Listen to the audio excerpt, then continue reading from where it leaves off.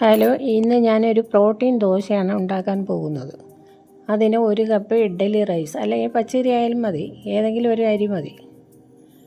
1/2 cup കടലപ്പരിപ്പ്,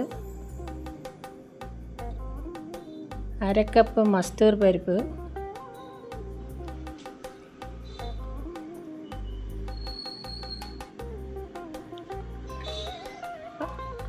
1/2 cup ചെറുപയർ പരിപ്പ്,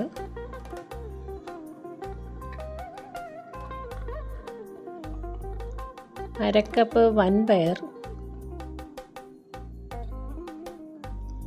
1/2 കപ്പ് റാഗി,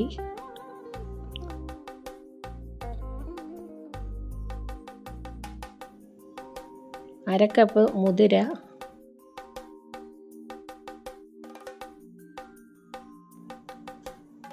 ഇനി ഉഴുന്ന് 1/2 കപ്പ് ഉഴുന്ന് വേറെ പാത്രത്തിലെടുക്കണം. 1/2 കപ്പ് ഉഴുന്ന്, 3 ടേബിൾ സ്പൂൺ ഉലുവ ഇത് വേറൊരു പാത്രത്തിൽ എടുത്ത് നല്ലപോലെ കഴുകി വെള്ളം തെളിയുന്നത് വരെ കഴുകണം.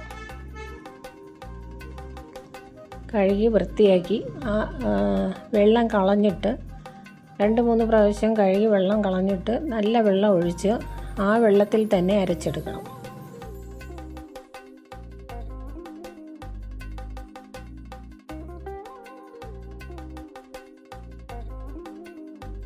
രണ്ട് 3 മണിക്കൂർ വച്ചേക്കുക.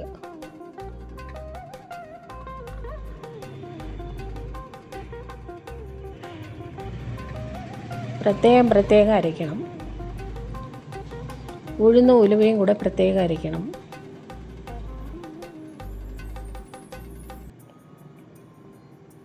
നല്ല പതഞ്ഞ് വരും ഉലുവ.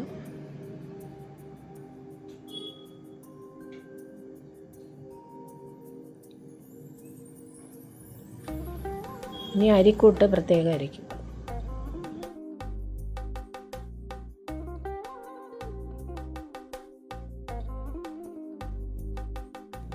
2-3 മണിക്കൂർ കഴിയുമ്പോൾ തന്നെ അത് പൊങ്ങി വരും. അപ്പോഴേ ഉപ്പിട്ട് ഒന്ന് കലക്കണം. നല്ലപോലെ കലക്കി ഫ്രിഡ്ജിലെടുത്ത് വയ്ക്കാം.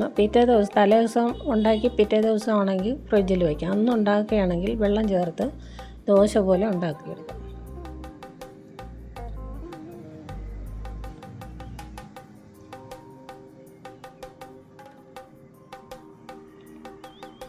ഇനി അതിനുള്ള ചമ്മന്തി ഉണ്ടാക്കുകയാണ്. 1 പിടി കപ്പലണ്ടി ഒന്ന് വറുത്തെടുത്ത്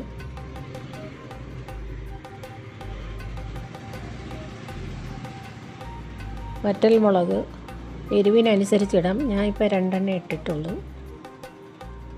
ചെറിയ ഉള്ളി, ഇഞ്ചി, വെളുത്തുള്ളി, പുതിനയില എന്നിവ നല്ലപോലെ വഴറ്റണം.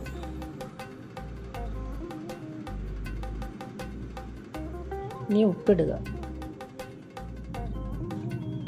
എന്നിട്ട് ഒന്ന് വഴറ്റി നല്ലപോലെ അരച്ച് വയ്ക്കുക.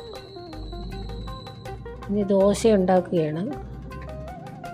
ദോശ എങ്ങനെ വേണമെങ്കിലും ഉണ്ടാക്കാം. കുട്ടി ദോശ, വലിയ ദോശ, നൈസ് ദോശ. ഞാൻ നൈസ് ദോശയാണ് ഉണ്ടാക്കുന്നത്.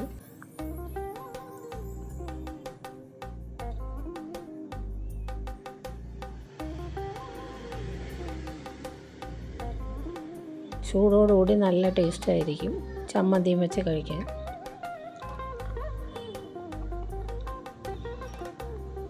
ഇത് ചമ്മന്തി വെള്ളം ആവശ്യത്തിന് ഒഴിച്ച് അരയ്ക്കുക.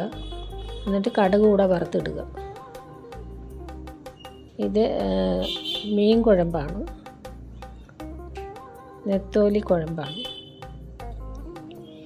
അപ്പോൾ എല്ലാവരും ഇതുണ്ടാക്കുക. ബൈ.